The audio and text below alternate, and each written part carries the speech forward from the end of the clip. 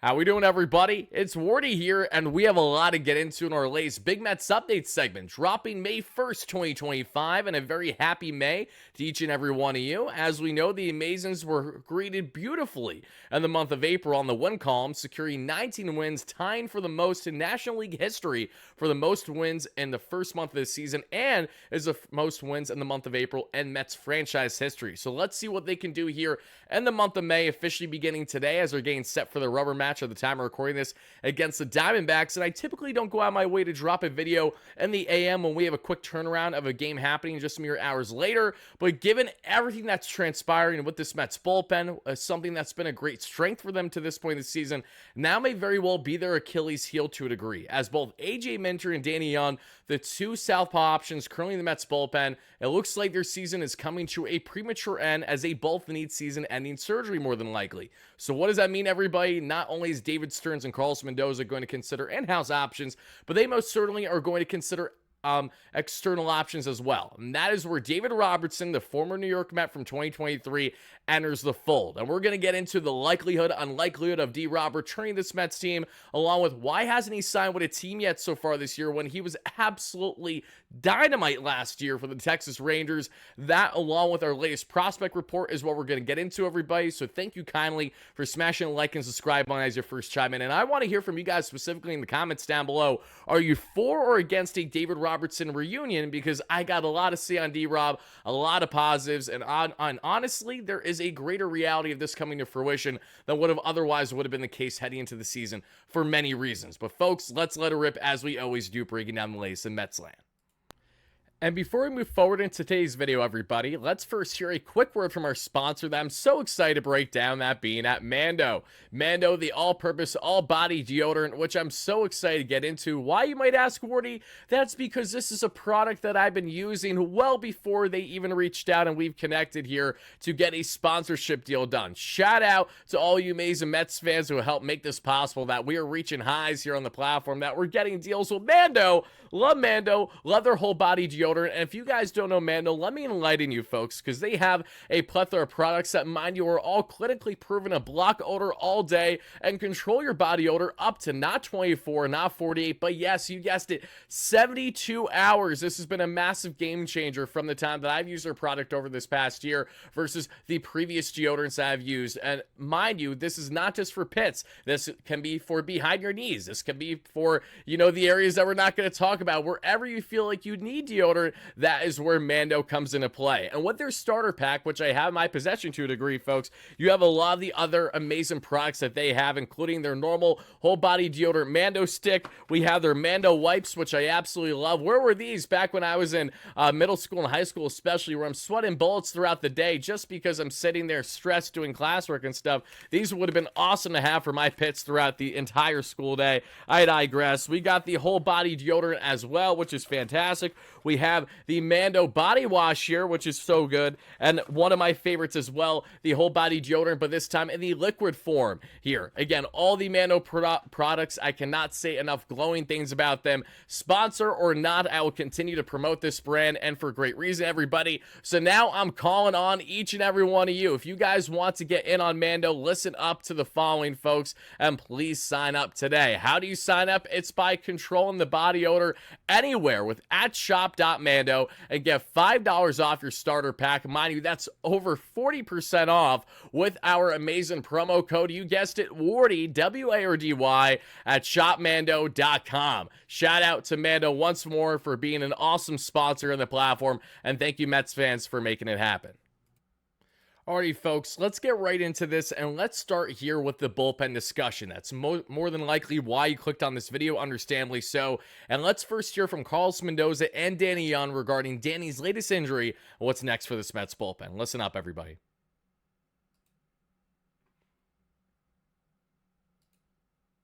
What's going on with Danny Young? Yeah, so he's been dealing with forearm for a few weeks now, and we've been trying to monitor him and things like that, but lately he was having a hard time recovering. We did an imaging this morning, and it showed the sprained ligament. So he's got a sprain there, and we got doctors taking a look at him and then see what we got. Tim? How bad of a sprain is that? It's an injury there, so we got to see what we're dealing with. Is Tommy John being discussed? Yeah, enter the season as the two lefties in the bullpen. How much does this just kind of suck? But That's about as bad timing as you can get, huh? It's unfortunate, Obviously, Mint, he was a big piece for us, and then Mint goes down, and then I obviously want to pick up that slack, and, this is the situation we're in now. So yeah, not ideal to say the least. And entering this past night's game that we saw in which the Mets faltered there by 1 run against the Arizona Diamondbacks, we see before the game started the following transaction news, which was that Danny Young was placed on the injured list retroactive to April 27th. Chris Davinsky was called up, and he was really strong in his first inning, not so strong in his second inning, where every Mets fan and their mother is wondering, why wasn't Edwin Diaz there? Why wasn't Reed Garrett there? Why wasn't someone else outside of Chris Davinsky in a 1-run ball game to keep it a 1-run ball game for the Mets? And I completely understand those arguments. While I'll just say this, the Mets don't have off days in the near future for pretty much the next 2 weeks, and that went in hand with why Davinsky pitched another inning. They were stretching things then with an offense that wasn't performing at the time, and the ball game unfortunately came back to blow up in their face in the end, as the Mets, of course, lost by just 1 measly run there. But the reason why we're bringing this up, everybody, is because Davinsky was a piece of this puzzle on the bullpen front, and he's likely going to be DFA'd there, I'd imagine, because he just ate a couple innings for the Mets, and they're going to want a fresh arm. So don't be surprised if by the time you're watching this video that he may have already been DFA'd there with the purpose of potentially going back down there to AAA Syracuse should he not be claimed outright at anywhere else. Same thing with Jose Urena just from a day or so ago. But hearing that both AJ Minter, that we found out over the past 48 hours, is facing potential season-ending surgery on that lat strain, in which he's had his arm in a sling because of it. And now Danny Young, who is supposed to step up in a larger role now. And I don't love Danny Young. You guys have known that if you've been following the platform. I was rooting for Jesus Cabrera to best him between the lefty battle and spring training. Cabrera faltered. Young thrived. And Young has had some solid outings so far this year for the Mets as of late. But now it looks like that he too may be on the shelf long-term for this Mets team. So with the assumption that both Danny Young and AJ Minter are going to miss extended period of time, like we shouldn't expect them back this season unless we hear things to give us a different viewpoint than what we currently have. What are the Mets going to do, right? Because we can go down the laundry list of their internal options right now for their bullpen, because it is as follows. And it's fascinating too, because at the time of this video coming out, technically, Jesus Cabrera, who the Mets signed this past offseason from the Toronto Blue Jays, who posted a solid season and right around 70 innings of work there in relief for the Blue Jays this past year. Cabrera hasn't been off to a great start this year in Syracuse. He's fluctuated with his production a lot. Not that that means too much at the AAA level versus the bigs, like Justin Hageman will get rocked in AAA, then elite quality innings for the Mets. Brandon Waddell was awesome for us this past night, but it wouldn't be surprised if he doesn't fare too well in Syracuse each time out there, because again, things are fickle from the minor league level to the major league level. But having said that, when you look at Jesus Cabrera, everybody, he actually has in his contract the ability to opt out of it should he wish. Technically today, May 1st, 2025. And the fact that the Mets did not call up Jesus Cabrera this past day, instead they went with Chris Davinsky when they obviously needed another lefty in their pen, is kind of telling to me with how they feel personally about Jesus Cabrera. We'll see if that holds true, obviously, but knowing that they didn't bother to pick up his contract when he was just a day removed from potentially opting out should he have interest, I find fascinating. So we may have already found out by now that Jesus Cabrera has either opted out of his contract or he's staying in with Syracuse, but let's go with the assumption for now that he's staying with the Syracuse Mets, right? So that is an arm that the Mets can consider. Ate a lot of innings last year for the Blue Jays, and while his K-to-walk ratio is nothing to be overly happy about, he is a guy that's going to come in and just try to get lefties out, especially. Not a high leverage guy, as he's more of a low leverage in similarity to Danny Young. Another guy that falls in this category is Anthony Gose. Anthony Gose was a former big leaguer trying to become one as a batter, a former top pick by the Phillies a couple years ago. Either them or the Cleveland Indians, one of the two at the time before they became the Guardians. Fast forward, 2018 passes. He's done in his professional career as a batter, and he starts to become a pitcher. And since then, Anthony Gose has been pretty solid, has had major league experience over the years, and Gose, so far this year in not spring training, but in AAA rather, with Syracuse, has been solid. He's been carrying his weight, and he's been doing his job as one could possibly hope. And when I look at Anthony Ghost, I don't look at him as much of an immediate option for this Mets team as I do someone that they can turn on should they really have interest down the road. I'll be a little surprised, to say the least, if Anthony Ghost gets a call over the coming days. But again, David Stearns has a tendency to surprise us all, and he's usually pretty savvy and smart with his decision-making on the roster front. We've all seen that over the past calendar year plus with what he and Mendoza have been able to do. Outside them, you have some other options in the minor leagues to consider. Not really much on the lefty front. You have some guys that really don't have much experience on what they provide at the major league level to gamble and consider. I don't know how much the Mets want to gamble with guys that really haven't been there and done that much at this point. Obviously, they have a good amount of faith in their pitching lab at the time of recording this video, which has helped lead them to having the best pitching staff overall in Major League Baseball per Fangraphs win above replacement F4, and what we're seeing there with the ERA and everything. Their pitching has been nails and will continue to be, I'm sure, but now the Mets face their potential biggest Achilles heel with their bullpen to begin the season. Without not just a dominant lefty in AJ Minter, who is supposed to be your setup option for Edwin Diaz plenty this year and hopefully eat a lot of high leverage innings, now AJ looks like his season may already be coming to a premature end. And Danny Young, the soft-tossing southpaw, the lower leverage option, now looks like he's out of the mix long term. So if the Mets aren't going to consider someone internally over the guys that we just broke down, you also think of guys like Rico Garcia, Tyler Zuber, to lesser degrees, right-handed options, but again, can eat some innings for you. The obvious one is Daniel Nunez, and like each and every one of you, I too am wondering when he's going to get the call.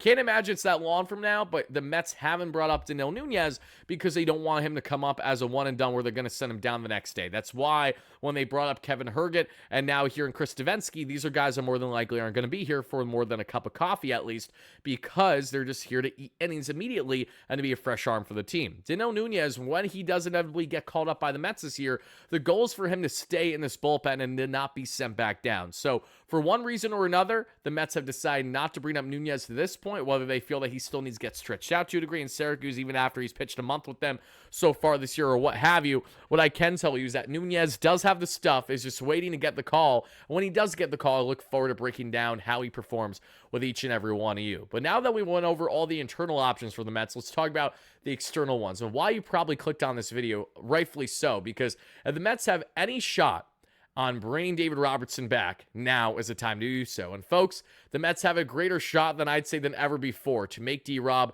back a New York Metropolitan. And it starts with the fact that David Robertson is available where you don't have to do anything but spend dollars to simply acquire him. And I know the Mets would love, I know us fans would love to see David Robertson back. I've been trying to get this man back since he was absolutely nails for the Mets in the first half of 2023 when Edwin Diaz was out that entire year with injury. Didn't change the fact that David was rushed into a closer role and was nails for them, leading up to him being dealt at the trade deadline for Marco Vargas and another prospect there and a trade with the Miami Marlins. Now, D-Rob was absolutely horrendous when he got traded to the Marlins for the rest of that season. But then last year in 2024 with the Texas Rangers, guys, man, oh man, did he step up. Let me just give you guys a quick sneak peek as to how well David Robertson has been performing. He is now at the age of 40, mind you, not 39. That graphic is wrong. I made this in the beginning of this past offseason, thinking he was going to sign somewhere at some point. He still hasn't. But Robertson, now entering his age 40 season, this past year with the Texas Rangers, did the following: 68 games, 72 innings, a flat 3 ERA, a 3.22 expected ERA, a 2.65 FIP, a 2.69 SI ERA, a 1.16 WHIP, 99 Ks, a 12.4 K per nine to a 3.4 walks per nine, a gorgeous K to walk ratio, and on top of it all, David Robertson knows what it takes to win. Not only is he a World Series champion during his time with the New York Yankees, but he was great with the Mets in 2023 in that first half and was nails for them when a lot of other things weren't going so right for the Amazons of 2023, and that's an understatement. Not only does Robertson look great with the highlights that you guys see there, but just take a look, everybody, at what he's done this past season through Baseball Savant. These numbers are ridiculous, everybody. Just absolutely human highlight reel. 85th percentile in pitching run value, 97th fastball run value, nothing with a breaking run value, but that's okay. 72nd in off-speed run value, 84th in expected ERA, 84th in expected batting average, at least 60th in fastball velocity, sitting 95 pretty much at the age of 40. The guy's insane. Average exit velocity, league average. Chase percentage was down, but that's okay because up was the whip percentage and the K percentage was in the 96th percentile. 29th in walk percentage, but not bad for a guy averaging 3.4 walks per nine. barrel percentage in the 85th percentile, 58th in hard hit percentage, 75th there in ground ball percentage, and right around 80th in extension for the 5'11", sub 200 pounder who's been around the block in New York plenty and knows what it takes to win. Robertson has the cutter, the curve, the slider, the change, and the sinker all working masterfully at this point in his career. And when we take a look at David Robertson, again, throughout his career, everybody, he has been Mr. Consistent. He has been tremendous. 3 ERA last year. The year before that, a 3.03 ERA with the Mets and the Marlins. Year before that, a 2.40 ERA and a 3.05 expected ERA with 2 teams. In 2021, coming back from injury where he missed the entire 2020 season and missed the vast majority of 2019 where he was supposed to get things going there initially with the Phillies. That fell short, and then he went back to the Phillies via trade that we saw in 2022. They're coming from the Cubs, where he was nails in the first half that year for the Cubs and helped the Phillies get to their World Series berth, where they faltered, I believe, in 6 games against the Astros that season. But needless to say, David Robertson has been that guy year in and year out for whatever team has had the luxury of acquiring him. And why David Robertson makes endless sense for this Mets team is not just because of the fact that they've lost 2 key relievers of their bullpen, and not that they can't figure things out internally, because I'm sure they will try and hopefully succeed to a degree in doing so.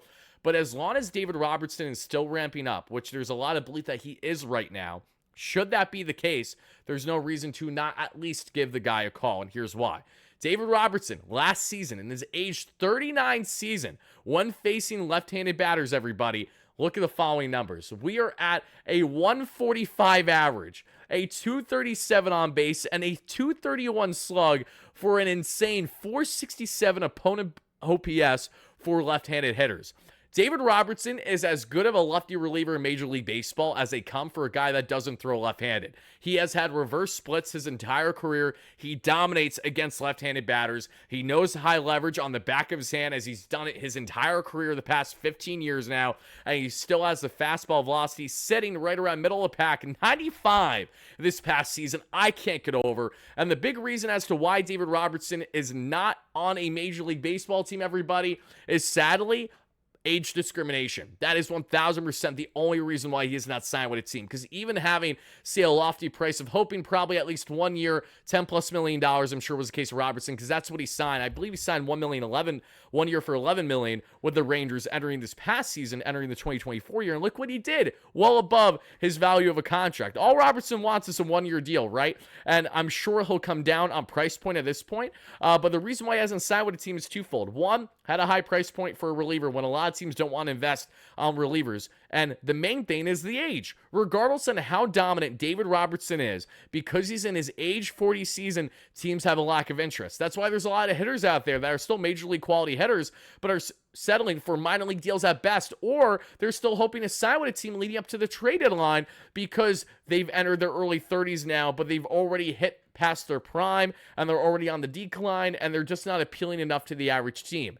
Doesn't make all that much sense where David Robertson isn't considered beyond the fact that he's in his age 40 season now. He has done everything and then some to showcase how dominant he is year in and year out, and all the Mets need to do is give him a call, and I firmly believe that they will at least be knocking on this door should issues arise with the bullpen, and obviously I hope that doesn't happen. I hope the internal options that they consider, whether it's Nunez, lefty options that we went over, or others, thrive, and that's great. But here's the thing. David Robertson only costs you dollars this year, and there is the expectation that he's been staying fresh, ramping up, and hoping to settle with a team by the deadline, if not sooner.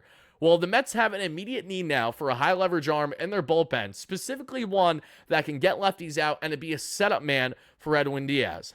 It's almost like David Robertson checks off every single box. And because of that exact reason is why we're having the conversation right now, Mets fans. I want to hear from you guys in the comments down below. How would you feel about a David Robertson reunion, and how likely, unlikely do you foresee to happen? Because I'll tell you right now, should there be issues arising with this bullpen, it just makes endless sense to at least knock on that door, see how much Robertson has been ramping up, and if he's a guy that can come in where he really doesn't need much of a build-up there in the minor leagues to get ready to be with this Mets team, then they're absolutely set up for something special. But the immediate counter is, let's say David Robertson isn't ramped up. Let's say he needs 2 to 3 weeks of work to get ramped up in the minor leagues. If that's the case, then it's pretty much a counterintuitive point to have to go after David Robertson when you need immediate help in your bullpen. So I understand both sides of the coin. All depends on really how much he's been ramping up and how much he'd be immediately ready at the major league level this year. But if there's any guy that can go out there and just sling it right away, it's the same guy who's been doing it dominantly for the past 10 to 15 years in David Robertson. So Mets fans,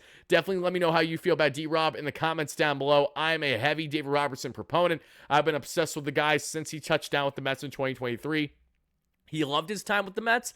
And for Robertson, if he needs further incentive as to figuring out where he wants to sign with a team, should he still sign with a team this year? If the Mets have interest, why wouldn't he want to come back to Queens? He loved it here in 2023. I know it's a completely different regime now. No Buck Showalter or anything like that. Different coaching staff. But still, he knows what it takes to win in New York. He loves the city. He's dominated at Citi Field. And he definitely didn't want to be traded when he was a couple years ago.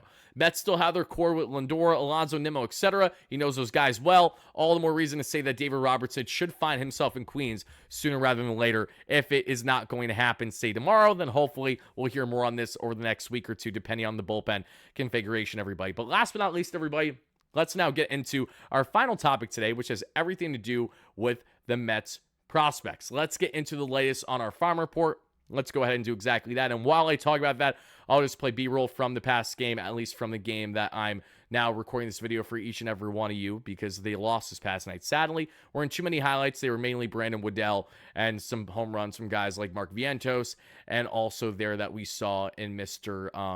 Tyrone Taylor. Tyrone Taylor looking fantastic with home run heroics, doubles heroics, everything in between. Great defensive web gems. Past couple days, he's been nails. And taking a look at the Mets farm report, I will tell you right now, I have nothing to give you on the Syracuse Mets except for Brandon Sproat. The Mets had a doubleheader this past day, and they didn't score a run in either of the games on the doubleheader. So nothing from Brett Beatty, nothing from Drew Gilbert, nothing from nobody.